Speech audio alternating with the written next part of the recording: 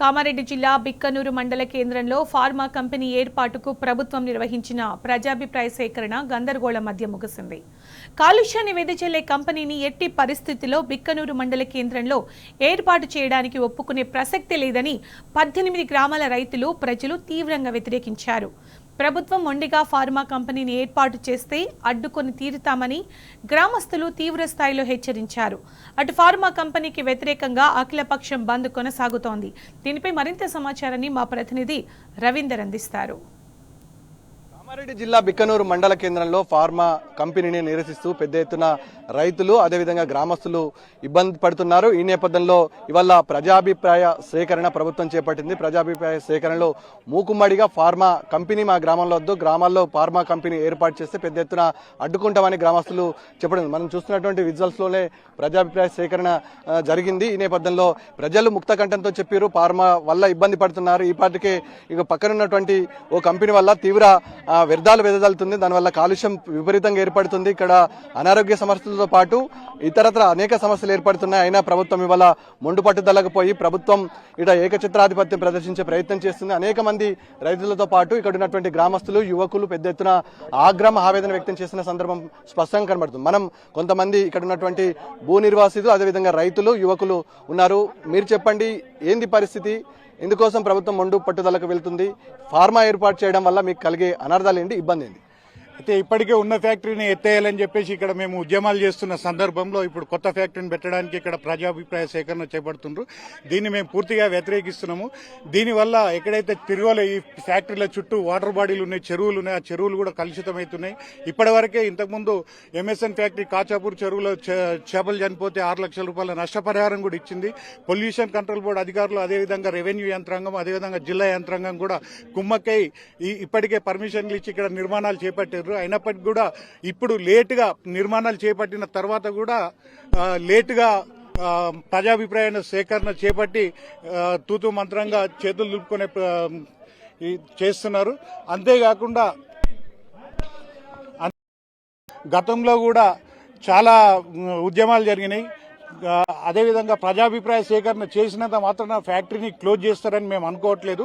దీనికై మేము ప్రత్యేక కార్యాచరణను ఏర్పాటు చేయడానికి అందరం ఒకటి కావడానికి, బిక్నూరు మండల ప్రజలందరం ఒకటి కావడానికి మేము కార్యాచరణ ప్రకటిస్తున్నాం. ప్రభుత్వం ఇవాళ బందోబస్తును భారీ ఎత్తున ఏర్పాటు చేసింది, అధికారులను మోహరించింది.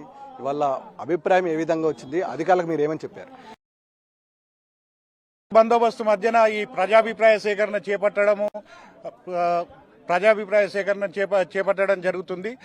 పోలీసులు భయభ్రాంతులకు గురి చేసి ప్రజలకు ఇక్కడికి రాకుండా కట్టుదిట్టమైన భద్రత నడుమ కంచె ఏర్పాటు చేసి తిరుగులే పరదాలు ఏర్పాటు చేసిండ్రు. దీన్ని మేము వ్యతిరేకిస్తున్నాము. ఫ్యాక్టరీ కూడా ఏర్పాటు చేయొద్దని చెప్పేసి మేము ముక్త కంఠంతో చెప్పడం జరిగింది.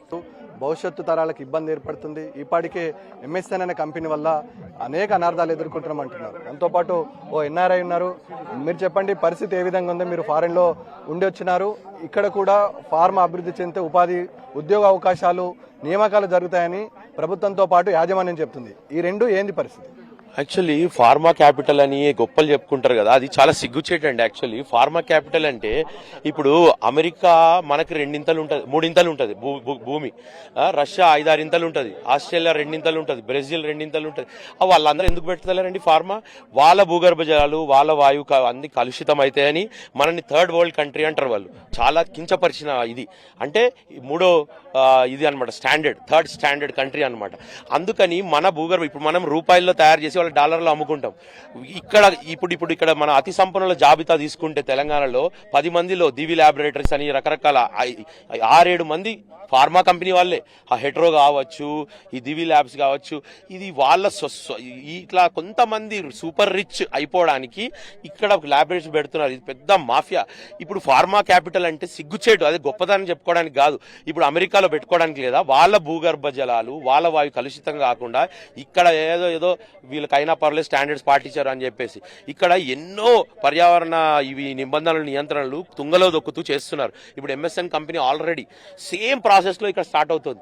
అక్కడ ఏదో వేరే కంపెనీ విరించి అనేది ఒక కంపెనీ పేరుతోటి స్టార్ట్ చేసి చిన్న ల్యాండ్ అది ఏం తయారు చేస్తారు చెప్పకుండా తీసుకొని పర్మిషన్ ఇప్పుడు 100 ఎకరాల పైన విస్తరించి ఇప్పుడు డ్రగ్స్ అని చెప్పేసి ఇవన్నీ ఇప్పుడు 2 బ్లాకులతో స్టార్ట్ అయ్యి 16 బ్లాకుల పర్మిషన్ ఇప్పుడు తీసుకురు.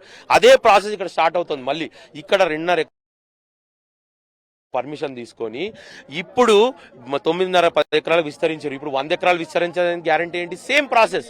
మళ్ళీ ఉపాధి అంటున్నారు. ఎవరి కోసం ఉపాధి అండి? మీరు చూస్తే కాంట్రాక్ట్ లేబర్లను పెట్టుకొని ఈ మా బిక్నూరు వాళ్ళని కూడా చాలా మంది చెప్పినట్టు పై లెవెల్ పొజిషన్ తీసుకోవట్లేదు. ఎందుకు తీసుకోవట్లేదు మీరు ఆలోచిస్తే అందులో చేస్తున్న అన్ని నియంత్రణలు తుంగలో దొక్కుతున్నారు కదా, అవి బయటకు వస్తాయనే భయంతో ఇక్కడ లోకల్స్ పెట్టుకోవట్లేదు. ఓన్లీ లేబర్ లెవెల్లో, అది కూడా కాంట్రాక్ట్ లేబర్లని అట్లే ఉంచుతున్నారు. ఎందుకంటే దాని మీద వాళ్ళు 15,000 50,000కు పోయేటోడు 4 ఏళ్లలో 15,000 దగ్గరే ఉంటాడు. అది మిగతా పైసలు ఏదైతే ఉందో శ్రమ దోపిడీ చేస్తున్నారు ఇక్కడ కొంతమంది స్వార్థపరులు. పచ్చని పల్లెలు ఇవాళ కంపెనీల పేరుతో ప్రశాంతమైన పల్లెల్లో చిచ్చు పెడుతున్నాయి. అనేక రోజులుగా కంపెనీలను వ్యతిరేకిస్తున్నాము. అనేక సంబంధించినటువంటి దరఖాస్తులు కూడా మేము అందజేయడం కానీ ఇవాళ ప్రభుత్వం మొండు పట్టుదలకు పోయి కంపెనీని నెలకొల్పుతామనే ఉద్దేశంతో ఉంది. అందులో భాగంగానే ఇవాళ చివరి దశలోకి వెళ్తున్న కంపెనీల పైన ప్రజాభిప్రాయ సేకరణ పేరుతో పెట్టి ఇక్కడున్న రైతులను అదేవిధంగా ఇక్కడున్న ప్రజల జీవన ప్రమాణ స్థాయిని కాలరాయడంలో భాగమని ఇక్కడ ఉన్నటువంటి ప్రజాభిప్రాయ సేకరణకు వచ్చినటువంటి అధికారులకు కూడా తేల్చి చెప్పడం జరిగింది.